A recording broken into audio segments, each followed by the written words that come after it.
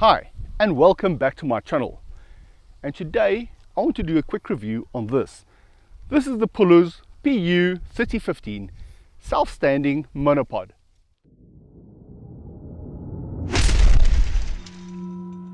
That's the name, Puluz PU3015. This self-standing monopod was supplied by Banggood. Thank you, Banggood. And when I received it, I was quite surprised by the quality of this product. It is well constructed from aluminum and magnesium alloy, and everything just feels well made and sturdy. Do note that this monopod is supplied without a head, but you can use your favorite camera or video mounting head on this. It is supplied with a standard 3/8 of an inch screw head. I already had a ball head, but Banggood would have a number of different ball heads which can fit onto this, or you can choose to use a video head. It's absolutely your choice. Now this is the ball head I will be using. It's a Vanguard SBH 100. It's got a 3/8 of an inch screw mount at the bottom. Tighten that down and we are ready to go. The ball head can be locked obviously or unlocked should I wish to turn it. Now, why would you want a self-standing monopod? There are times when a travel photographer, or you're out here in the veld as we are here in South Africa, and you just want something that is able to give you stability, to get great shake-free shots. Let's say you're in low light situations as well, and you need a monopod. However, there are times when you also just need this thing to stand on its own with a camera attached, so that you can perhaps do a quick video, especially someone like a vlogger. And there's nowhere out here on which you can rest your camera at the correct height to get that quick shot. And this is where a self-standing monopod comes in quite handy. Now please do excuse how this monopod looks. I have been using it for a little while, so it is not quite factory clean. I have been putting it through its paces to check out everything and its usability, etc. The first thing I want to show you is this end. This is what makes this monopod better than a standard monopod. You have these feet. Now it's got two lock positions. You have a button on this side that when you push it, it unlocks, and it's a very sturdy locking point there, and then you push it again and it unlocks into a second position there, or straight down, which you probably will not be using, but you'd either be using it like that, so that you can use the rubber foot there as a traditional monopod, or my favorite position is there. Let me show you if we have it there. Now you have a mini tripod, and yes, it is not meant to replace a tripod. This is not a tripod, it's a monopod. But for those situations where you just need a little bit of quick stability, where you need this monopod to stand with your camera attached, then yes, that is how you're going to use it. Here I have a Sony A77. It's a little bit of an older camera. It is not a very heavy camera, but it is mid-range type, quite a popular type size, and a weight of your normal vlogging cameras. Some of the people might like to use something a little lighter, but this is generally the type of camera that you would attach to that. Let me attach this one. So there we have our camera. Now it's actually a fairly windy day today. Normally August would be our windy season, but we do have a bit of wind today. Here you have this monopod, which you can now put down on fairly even or uneven ground, as long as you find a position in which it's going to stand fairly easily. And now you can use it at that height or extend it, and there you have it. And I'm not afraid to let this go because I have tested it. This is actually quite stable. Even though it might look unstable, it's actually quite stable. As long as you have a fairly flat surface, your camera has a bit of weight, and you have not extended it too high. Don't extend it too high if you have a bit of wind and it might blow over. But here you go. Now you can potentially shoot a short video. So let's assume I want to do a quick vlog entry, and I just need this camera to be looking in my direction. Now this is a little higher than I normally would put it, and I am going to actually start video recording. And here we go. Now we have the A77 on just that monopod. Considering the wind is blowing pretty hard from behind, that is pretty stable. It's stable enough. So serving as a monopod, as a temporary tripod, just to get that point where you can do a vlog entry. That's all you need.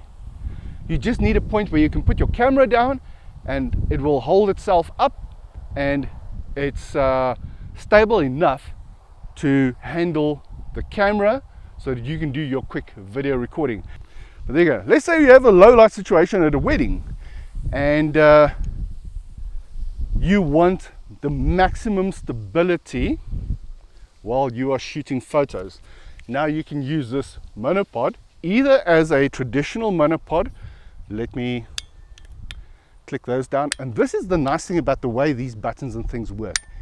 Quick, click, click, click, and now you have a stable floor connection point, which makes your photography very stable. You'll keep this up to your body, and with click, click, click, you've got a stable point that you can do photos from without shake. That's what's great about this one. There's a feature which sets this monopod, besides the fact that it's freestanding, and that is that you have this knob down here. Once you loosen that up, this foot starts moving. So the idea would be, with it standing on the floor, I can now have a stable point which is down there, but the head can still move. So it's like a monopod plus. The foot is not going to slip out, and potentially I can lose a shot. It can turn on that foot as well. So this can turn. You can lock it, but I cannot see a reason. I've never found any reason to lock that foot down so it doesn't move, turn. I prefer it to stay loose.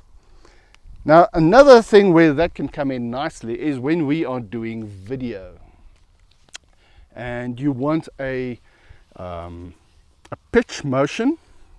A pitch would be forward and backward, and you want a nice smooth pitch motion, or you want a nice roll motion, that's back and forth. Let's lock it down again. Okay, now it's locked down, and it is now again a self-standing monopod. The other thing I really like about this monopod, which really annoyed me about previous monopods that I owned. My first monopod that I owned had these little knobs that I would have to turn to extend, release these legs, etc. So you would unscrew it, extend the leg, and then unscrew. And when you do a number of sections, as you have with this one, it takes a long time. The second monopod that I had a screw mechanism that you would loosen like this, and then again would have to fasten once you have extended it. And those are very annoying, and I wish companies would stop using those type mechanisms and all switch over to this kind of mechanism, which is a quick release. So you flip that out, and it can be extended in and out as you need, and then clip down, and it's tight. Now, should you find these clips become a little loose, I found the bottom one was a little on the loose side. You actually do get little spanners which are included included, and you just tighten up this little screw down here. So it can be tightened. It is self maintenance is there. There's a spring load, and that is how the system works. So let's extend this to its full length. Once extended at its full length, it stands at 1.85 meters. That's about, I'm not sure, 72 inches. That's tall. Look at this. Let me get all the way back so you can actually see how tall this is. Now do consider that adding the ball head, that is beyond that. So now you can actually see that I'm not that tall of a guy. I'm about 1.79 meters in length. So up to there, it's 185 with the feet flat like that. And when you shorten it to its shortest base, that's there, that is 62 centimeters, which is about 25 inches. And there you go. Other thing that I also really like about the Puluz PU3015 is this rubberized grip. It's like a sponge grip. It's nice and tight. You can easily handle and grip it there and handle your camera for carrying. The only thing which I do find slightly useless is this little tag. Yes, it might be handy for hanging this for storage in a cupboard or wherever, but for my purposes I find it useless for carrying anything around. However, theoretically you could carry it like that. I wouldn't carry it like that. I would not trust that plastic. I would carry it around like that. So eventually I might even cut that off. But that's my personal opinion. You've got these nice, thick, decent rubber feet at the bottom. Everything is either aluminum or magnesium alloy. The only plastic parts that I have found are these clips. However, they are very well constructed, and I seriously doubt that they will break easily. And the rest is constructed for your average photographer or video guy to last you a lifetime. With the Puluz PU3015 self-standing monopod, you also get this carrying case, into which it fits quite nicely with my standard ball head. And there you go, just to show you how easily it fits in with the legs folded up. There you go. The strap is also included, so you can easily flip it over the shoulder or these handles. So you can use it for carry-on luggage. This is an ideal product for your travel photographer or travel vlogger. It only weighs about 1.3, I think it's 1.38, 1.3.5 kilos. What don't I like about the Puluz PU3015? Well, I've yet to find something that I don't like. It's well priced for the product you receive. The price is well worth it. It is something I'm proud to carry around and show people, because I feel this is the type of thing that a photographer really needs in their kit. I love it. Now, before I forget, if you are interested in the Puluz PU3015 for yourself, check the link in the description. Those are my thoughts. That's my quick review. If you like this video, please hit the like button and subscribe if you'd like to see more of my random future videos.